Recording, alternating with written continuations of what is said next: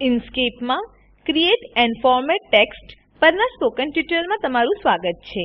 આ ટ્યુટોરીયલમાં આપણે આપેલ વિશે શીખીશું: ટેક્સ્ટ દાખલ કરવી, ટેક્સ્ટને ફોર્મેટ અને અલાઇન કરવી, સ્પેસિંગ અને બુલેટ. અંતમાં આપણે એક સાદું ફ્લાયર બનાવતા પણ શીખીશું. આ ટ્યુટોરીયલ રેકોર્ડ કરવા માટે હું ઉપયોગ કરી રહી છું ઉબુન્ટુ લીનક્સ 1204 ઓએસ, ઇન્કસ્કેપ આવૃત્તિ 0.48.4. હું આ ટ્યુટોરીયલ મહત્તમ રિઝોલ્યુશનમાં રેકોર્ડ કરી રહી છું કારણ કે ડેમોન્સ્ટ્રેટ થનારા બધા ટૂલો એક પૃષ્ઠ પર સમાઈ રહે. ચાલો ઇન્કસ્કેપ ખોલો. ટેક્સ્ટને ટૂલ બોક્સમાંથી ટેક્સ્ટ ટૂલ વાપરીને દાખલ કરી શકાય છે. આપણે ટેક્સ્ટને બે રીતે ઉમેરી શકીએ છીએ: રેગ્યુલર ટેક્સ્ટ, ફ્લોટ ટેક્સ્ટ. પહેલા આપણે રેગ્યુલર ટેક્સ્ટ વિશે શીખીશું. ટેક્સ્ટ ટૂલ પર ક્લિક કરો અને ત્યારબાદ કેનવાસ પર ક્લિક કરો. સ્પોકન શબ્દ ટાઈપ કરો.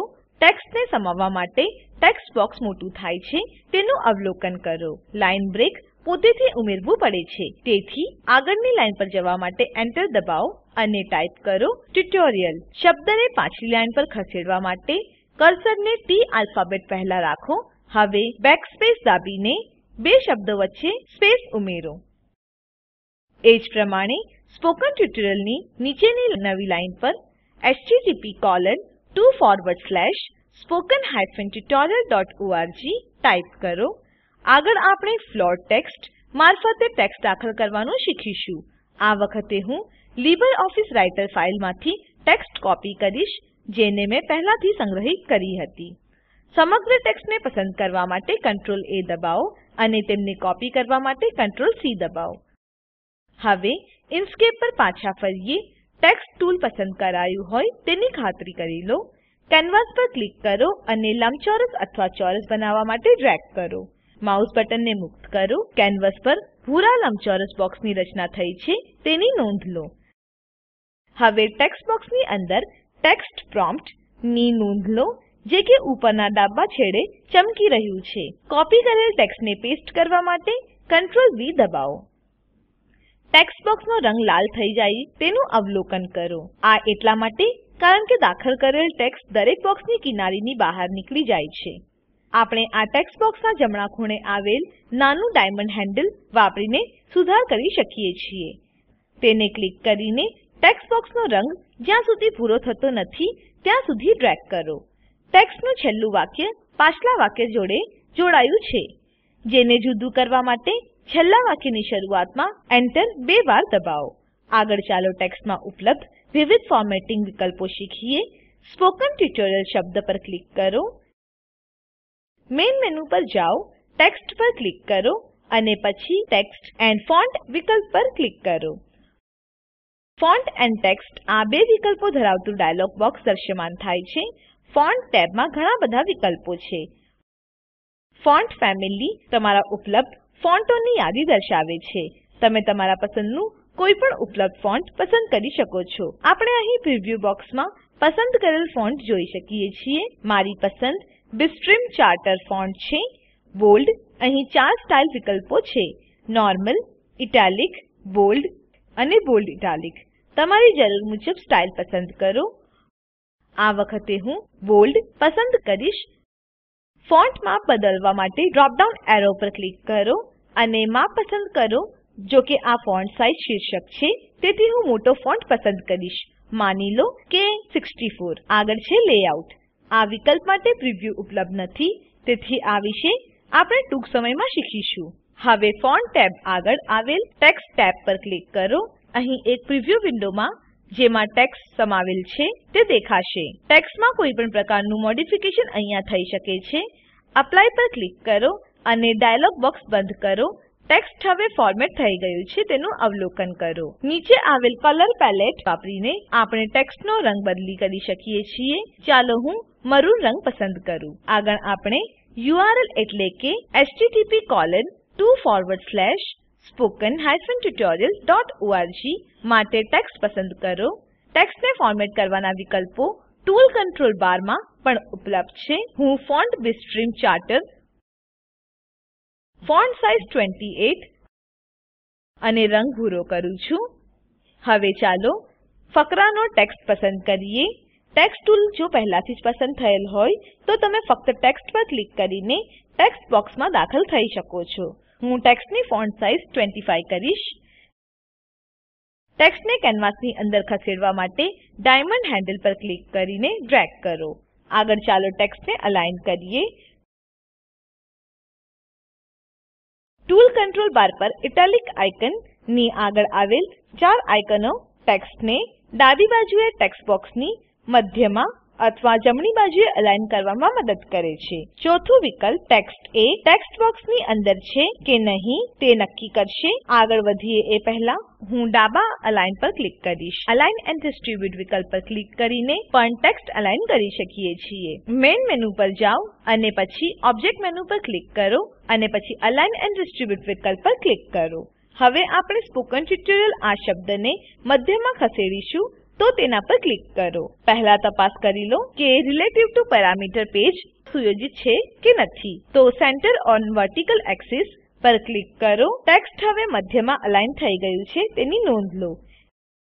નીચે આવેલ ખાલી જગ્યામાં હજુ એક થોડી ટેક્સ્ટ ઉમેરીએ. ફર્સ્ટ કેટેગરીઝ ટાઈપ કરો. હવે સેન્ટર ઓન વર્ટિકલ એક્સિસ પર ક્લિક કરીને પૃષ્ઠની મધ્યમાં અલાઇન કરો. કેનવાસ પર અમુક ફોસો નામો જેમ કે લિનક્સ, લેટેક, સાયલેબ, પાયથન વગેરે છૂટી રીતે અને આડા અવળા ક્રમમાં ટાઈપ કરો. હવે ચાલો આ તમામ ટેક્સ્ટને એકલ રોમાં સમાન સ્પેસ હોય એ રીતે અલાઇન કરીએ. શિફ્ટ કી વાપરીને ચારે ટેક્સ્ટ પસંદ કરો. આપેલ પર ક્લિક કરો. અલાઇન બેઝલાઇન ઓફ ટેક્સ્ટ અને distribute baseline of text horizontally. શબ્દનું વચ્ચેનું અંતર એક સમાન નથી તેની નોંધ લો. પહેલા શબ્દનો પહેલો અક્ષર અને બીજા શબ્દનો પહેલો અક્ષર સમાન અંતર ધરાવે છે પરંતુ શબ્દો પોતે સમાન અંતરે નથી. આ ઊભા ટેક્સ્ટમાં પણ આ જ રીતે કાર્ય કરે છે. અમુક પરિસ્થિતિમાં આ વિકલ્પો કદાચિત ઉપયોગી નીવડી શકે છે. આપણે શબ્દો વચ્ચેની જગ્યાને બરાબર કરીશું. આવું કરવા માટે પહેલી રોમાં ડિસ્ટ્રીબ્યુટ અંતર્ગત આવેલ ચોથા આઇકન પર ક્લિક કરો. હવે શબ્દો વચ્ચેનું અંતર બરાબર છે. આગળ આપણે ફકરાની ટેક્સ્ટની લાઈનો વચ્ચેનું અંતર સંતુલિત કરતા શીખીશું. ટેક્સ્ટ બોક્સમાં દાખલ થવા માટે ફકરાના ટેક્સ્ટ પર બમણું ક્લિક કરો.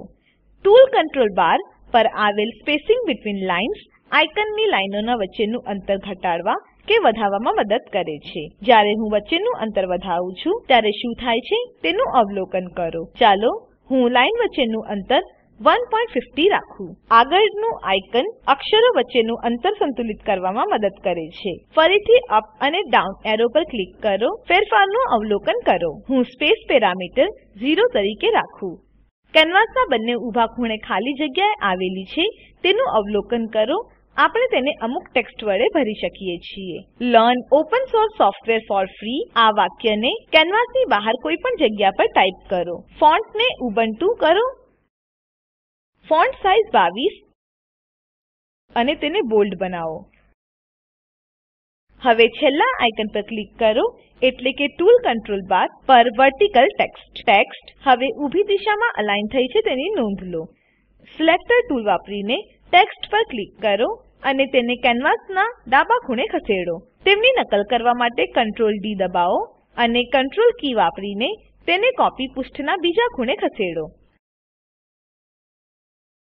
હવે આપણે ફકરામાં આવેલ ટેક્સ્ટને બુલેટ પોઈન્ટોમાં ઉમેરીશું. ઇન્સ્કેપ ટેક્સ્ટમાં બુલેટ અથવા ક્રમાંકોની યાદી પ્રદાન નથી કરતી. આમ આપણે બુલેટો પોઈન્ટો જાતેથી બનાવવા પડે છે. એલિપ્સ ટૂલ પર ક્લિક કરો. લાલ રંગનું એક નાનું વર્તુળ દોરો. હવે આ બુલેટને ફકરાની પહેલી લાઈન પર ખસેડો. તેની નકલ બનાવીને તેને કોપી આગળના વાક્ય પર ખસેડો. આ પ્રક્રિયા તમામ વાક્યો માટે દોહરાવો. હવે આપણી પાસે આપણી બધી જ ટેક્સ્ટ આપણા જરૂરિયાત પ્રમાણેની છે.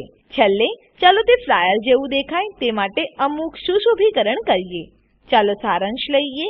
ઉપર અને નીચે મેં બોર્ડરો ઉમેરી છે અને ટેક્સ્ટને વર્તુળ કિનારીવાળા, લંબચોરસ અને ચોરસ આકારમાં આવરી લીધી છે. તમારા ફ્લાયર માટે વિભિન્ન લેઆઉટ અને ડિઝાઇન બનાવવા માટે તમારી કૌશલ્યતાનો ઉપયોગ કરી શકો છો. સારાંશ લઈએ.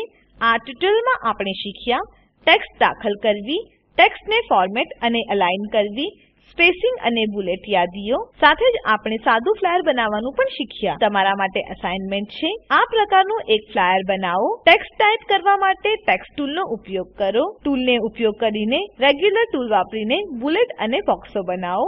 10 ખૂણાવાળો એક તારો સ્ટાર ટૂલ વાપરીને બનાવો. રંગો બદલવા માટે કલર પેલેટ તથા ફિલ એન્ડ સ્ટ્રોક નો ઉપયોગ કરો. અલાઇન એન્ડ ડિસ્ટ્રીબ્યુટ વાપરીને ટેક્સ્ટને અલાઇન કરો. આપેલ લિંક પર ઉપલબ્ધ વિડીયો નિહાળો. તે સ્પોકન ટ્યુટોરીયલ પ્રોજેક્ટ માટે સારાંશ આપે છે.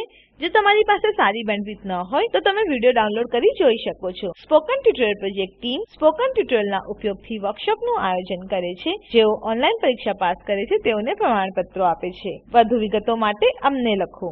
Spoken tutorial project NMEICT MHRD Bharat સરકાર દ્વારા સમર્થન આપવામાં આવ્યું છે. આ મિશન પર વધુ માહિતી આપેલ લિંક પર ઉપલબ્ધ છે. IIT બોમ્બે તરફથી ભાષાંતર અને રેકોર્ડિંગ કરનાર હું જ્યોતિ સોલંકી વિદાય લઉં છું. જોડાવા બદ્દલ આભાર.